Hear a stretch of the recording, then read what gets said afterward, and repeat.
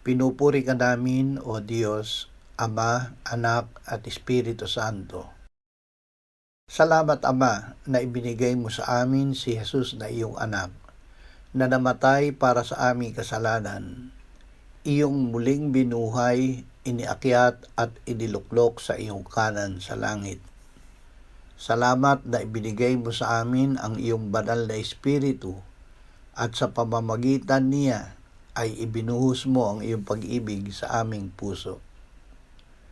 Salamat sa pangako mo na pagagalingin mo ang aming pagtataksil at malaya mong iibigin. Palaguin mo kami tulad ng hamog na maging mapamunga.